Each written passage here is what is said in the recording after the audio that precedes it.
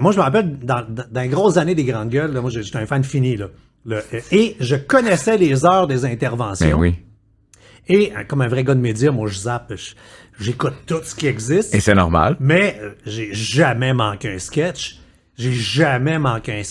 Puis là, ben, tu décroches, puis là, c'est le nombre de fois que j'étais obligé de mettre mon char sur le bord, parce que tu fais comme, tu gagnes de malade, puis là, tu ris, tu te peux plus, puis tu casses toi aussi, là. Et cette radio-là, elle peut à peu près pas exister, aujourd'hui, parce que pour aller chercher ces moments de folie-là, t'es conscient, t'es d'accord que, je veux dire, on avait une carte blanche qui aujourd'hui est plus serrée. Ah, ben, je veux dire, la moitié, tu sais... La moitié de ce qu'on disait, on n'a plus le droit de le dire. C'est les années Piment Fort. Juste un petit peu après. Oui, c'est ça, mais je veux dire, c'est encore dans le créneau où on avait le droit de dire... Sauf que nous autres, on n'avait pas une cible sur laquelle on tapait dessus tout le temps. Non. Mais on tapait quand même. C'est-à-dire que on pointait tout ce qu'on pouvait. Et vous pointiez des groupes. Là, maintenant, ça, il y a un interdit depuis à peu près 2 ans, c'est les groupes. Ouais. Les jokes, c'est les groupes, là. Et peu importe.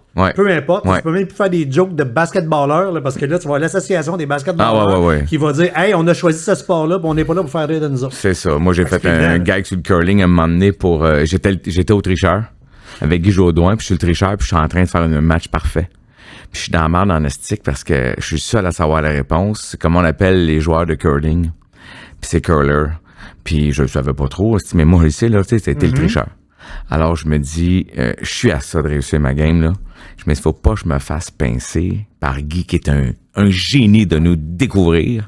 Je vois bien que les autres pensent tout que c'est. Tu sais, quelqu'un fait une erreur, puis le doute est sur lui. Alors je m'en vais dire une blague de nounoun sur les joueurs de curler. OK. Et pour pas me dévoiler. Écoute. Ils sont arrivés avec le ballet de curling. Des pages de Facebook, t'es un gros Chris de cave, viens te pogner contre nous autres, on t'attend, on va se battre, former des pages de on haït José Godette. Là, tu fais comme, hey gang, je suis dans un jeu télévisé pour gagner 2500 piastres pour une fondation. Je veux dire, pourquoi que quand quelqu'un dit une phrase dans un contexte humoristique, il faut qu'il la pense? Depuis quand? Ben, c'est parce que c'est même le contraire. Si t'en penses trop. L'idée, c'est de sortir une... En tout cas, ça, c'est un long débat, là, mais en ce moment, les gens sont offensés rapidement. Fait que là, t'as mis dans ta liste des sujets à ne pas toucher le curling. Non. C'est-à-dire que j'aime encore croire que... Comment dire? Des fois, je me dis, s'il fallait que j'ai des plaintes sur telle affaire, là... Fuck off.